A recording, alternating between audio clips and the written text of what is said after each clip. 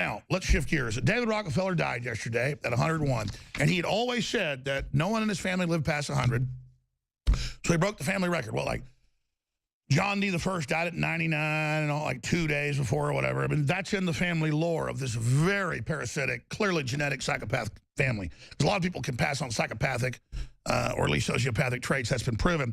Globalist David Rockefeller dead at 101. The whole world government project with the British, the whole New World Order, the land, the Rockefeller Plaza, let the UN be built on.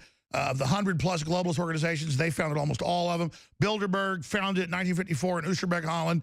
I mean, it's just figurative as Trump's in and all this is happening that this guy died. A few years ago, in 2012, we did a mock funeral for, not wishing him to die, because his evil obviously lives on his institutions, like the Ring of Mordor, but just a mock funeral joke for the YouTube clip on Infowars.com, mock deathbed confession of David Rockefeller.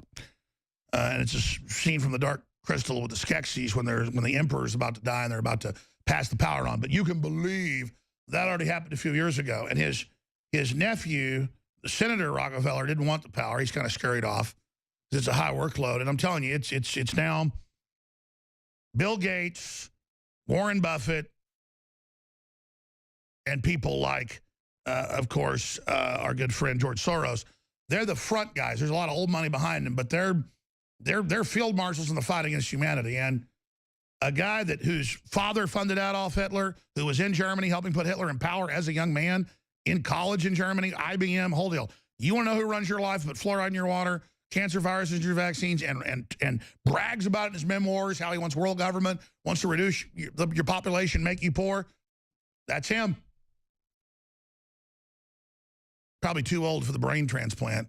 Is he really dead, you think? Who knows with these people, but they got advanced technologies, but probably not that advanced, right? I mean, we know they're going for them. So for a little fun, it's more powerful if you're a TV viewer, Infowars.com/show. Here is the deathbed event and deathbed footage of David Rockefeller dying yesterday. David Rockefeller, a globalist central banker who advocated New World Order and mass population control while wielding vast influence over world leaders, died Monday at the age of 101. Family spokesman Fraser Peace said to confirmed his passing. Rockefeller, who was well known for openly bragging about transnational elites' plans to centralize control of the world's populations, wealth, and resources. And so it goes on from there. Here, under satire, not real news, I'll probably claim I'm being serious here, is him making the jump into hyperspace. We don't know what destination. Here it is. Creeping along at the Rockefeller command base. Oprah Winfrey does attend secret meetings with him, ABC News, to discuss world government and forced population reduction. So we've got Brzezinski and George Soros walking up the hall, facing each other off about who gets the scepter.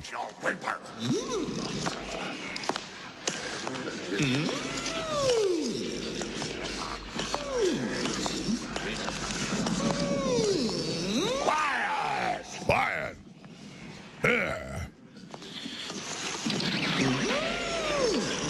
The elites are exactly like this, bunch of arrogant scum. Madeleine Albright actually looks like a Skeksis. Kneel, bow. They get around the throne.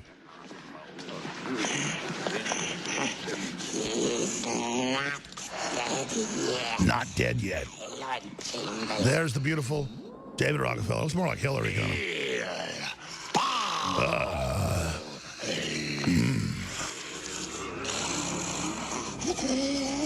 He reaches for the scepter. Mine. My country. I'll rob you, blind America. I'll teach you Christians, bitter clingers. I'm not the threat. Trump is. I am the emperor.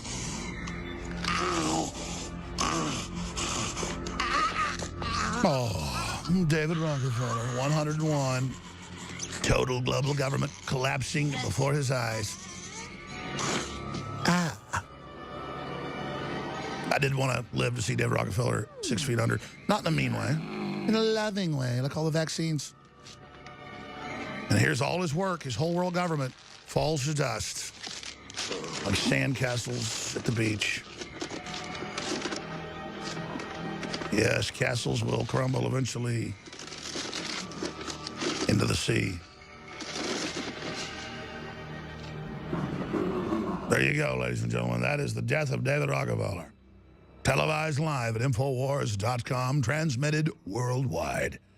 He wrote in the New York Times when Mao Zedong died that he did a great job in China, and he hoped for that here in America. So he's a guy that supported somebody that killed 80+ million Chinese. So I think I can make fun of him dying. What do you think? Right? I'm sure there'll be some articles about that, but nothing about the admissions. And I hope that when John McAfee comes on here in a minute with David Knight, literally in about 60 seconds, I hope that we'll bring up to him the story on Infowars.com and DrudgeReport.com that almost 24 hours into, no one has covered. Yeah, there's a quote. Whatever the price of the Chinese Revolution, it has obviously succeeded not only in producing a more efficient and dedicated administration, but also in fostering high morale and a community of purpose. Yeah, we'll kill your ass if you don't. The social experiment in China under Chairman Mao's leadership is one of the most important and successful in human history.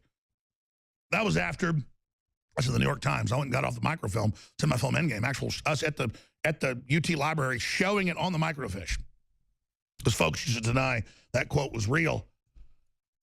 They admitted the giant, great leap forward, Cultural Revolution, were the biggest disasters in human history, killed 84 million Chinese, but not according to David Rockefeller. So, old David has made the jump into hyperspace, and I see that we have John McAfee over there right now, David. Now, are they ready for me to go to them, or are they still fiddle frapping around with it? And Skype's great, but sometimes you have your problems, obviously. So we're able to have a big TV network here, but not have our guests go to TV studios. That would bankrupt us if we try to do that.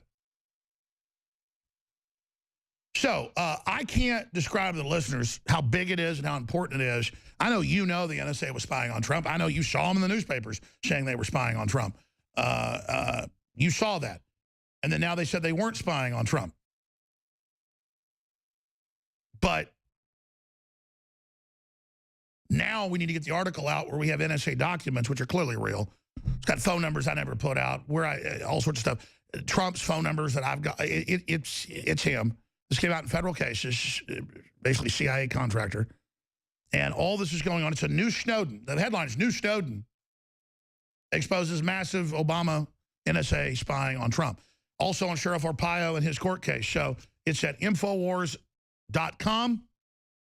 And most importantly, they're trying to block us on Facebook, Google, Twitter, everywhere. More than ever, you've got to send links via email. You've got to contact friends and family, neighbors. They don't want you visiting Infowars.com, PrisonPlanet.com, DrudgeReport.com, and they're openly trying to wrangle and set up a whole system where this happens.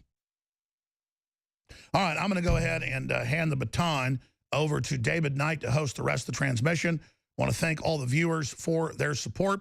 And he's got, of course, McAfee of hacking fame to break all this down straight ahead. And then the nightly news tonight, 7 o'clock Central. But just the sleeping giant that was awake under Trump's run is somewhat awake now, but needs to get really awake because all hands on deck, this is the fight.